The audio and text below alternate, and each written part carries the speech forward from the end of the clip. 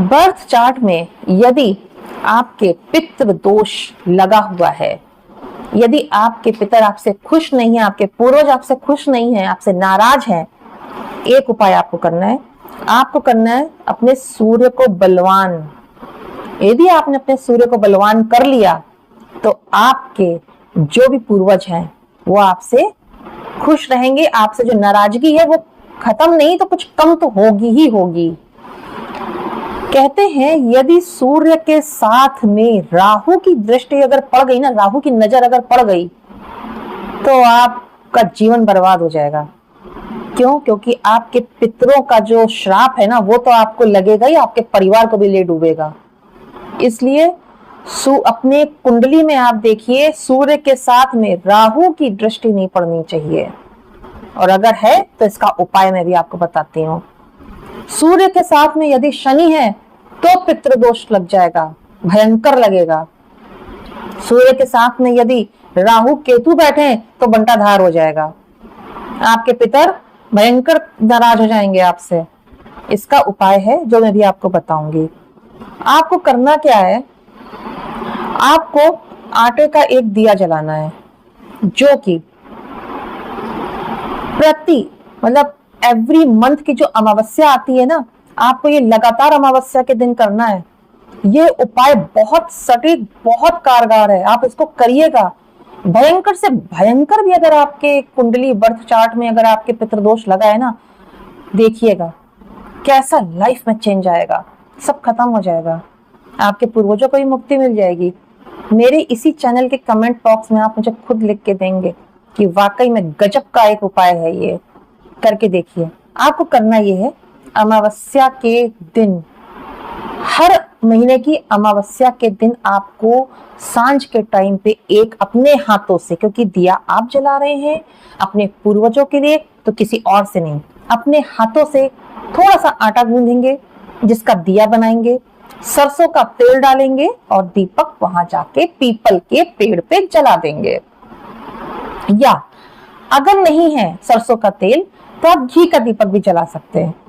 ऐसा कोई rule regulations नहीं है कि आपको तेल का ही जलाना है, कि घी का ही जलाना है, कि तिल्ली के तेल का जलाना है। आपको दीपक जलाना है, उनको मान सम्मान देना है, उनको याद करना है, ठीक है? तो आप दीपक जलाएंगे। अमावस्या के दिन जो भी कोई आसपास सिद्ध शिव जी का मंदिर हो वहां चले जाइएगा, वहां जाके एक दीपक जलाइए। और दीपक जलाते हुए सबसे पहले तो भोलेनाथ बाबा यानी शिव भगवान से प्रार्थना करिए अपने पूर्वजों के लिए कि वो जहां भी फंसे हैं, दुखी हैं, उन सबको मुक्ति दीजिए, उनको वैकुंठ धाम तक पहुंचाइए। और जाने अनजाने मैंने पिछले जन्म इस जन्म जो भी पाप किए हैं, जो भी गलतियां की हैं, या जिन लोगों को मैंने तकलीफ पहुंचाई है, मैं उन सभी लोगों से और आपसे भी मैं क्षमा चाहती हूँ, माफी चाहती हूँ या चाहता हूँ। आपको इस तरीके से भोले बाबा से, शंकर जी से पहले प्रार्थना करनी, फिर अपने पूर्वजों से कहना है कि मेरे या मेरे परिवार से किसी से भी कोई भी गलती से भी कोई गलती हुई है, कोई भूल चूक हुई है, पाप अपराध गलतियां हुई है, मैं उन सबकी तरफ से और खुद आपसे माफी मांग रही हूँ या मांग रहा हूँ। कृपया अपना आशीर्वाद हम मुझ पर और मेरे परिवार पे बरसाइए, और अपनी लैंग्वेज में, अपने शब्दों में, जैसा आपको कन्वीनियंट लगे, जैसा आपको ठीक लगे, उनसे प्रार्थना करिए। कहने का मतलब पहले शंकर भगवान से, शिव जी से प्रार्थना करिए, फिर अपने पूर्वजों से दीपक जला दीजिए। दीपक जलाने के बाद आपको वहां पे दान करना है। दान आप मंदिर में करिए, चाहे अपने घर में किसी भी कर्मचारी को दीजिए, चाहे रास्ते में किसी गरीब को दीजिए, आप कुछ भी दान कर सकते हैं। कोई बाउंडेशन नहीं है कि हाँ यही दान करना है, आप कुछ भी दान कीजिए। अन्य हो, बस ये ध्यान रखना है, अन्य ही दान करना है। फिर अब दूसरा उपाय आपको मैं बता रही हूँ। एक तो आपका ये हो गया अमावस्या के दिन आपको दीपक जला। अच्छा, एक दिया ना अपने घर की जो मेन डोर की चौखट है ना, उसमें जरूर जलाइएगा रात को। अगर आप 12 बजे जलाते हैं तो बहुत अच्छा है। ये पूर्वजों के लिए हुआ, स्पेशली पूर्वजों के लिए हुआ कि रात को 12 बजे आपने एक दीपक जलाया। ये घर के अंदर भी जला सकते हैं, लेकिन सांझ के टाइम पे अपने मेन डोर के बाहर राइट साइड में दाहिनी तरफ एक दिया जला दीजिएगा अमावस्या के दिन। बाकी आपको पीपल के पेड़ पर जो जलाना है वो मैंने बताया, शिव मंदिर में जाके आपको जलाना है वो आपको बता। एक उपाय आपको करना है, अपने सूर्य को बलवान करना है।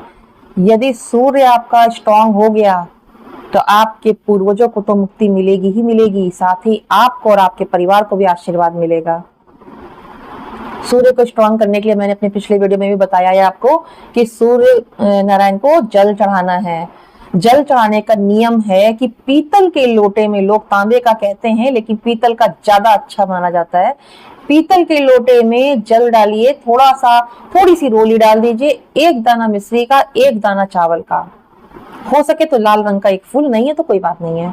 आपको अर्पित करना है। अर्पित करते समय जो आप अर्घ देंगे उनको, सूर्य जी को, वो देते समय आपको अपनी मनोकामना करनी है, क्षमा मांगनी है, अपने पूर्वजों के लिए प्रार्थना करनी है कि उनको मुक्ति दीजिए, उनके सारे जो उनकी परेशानियां हैं उनको खत्म कीजिए।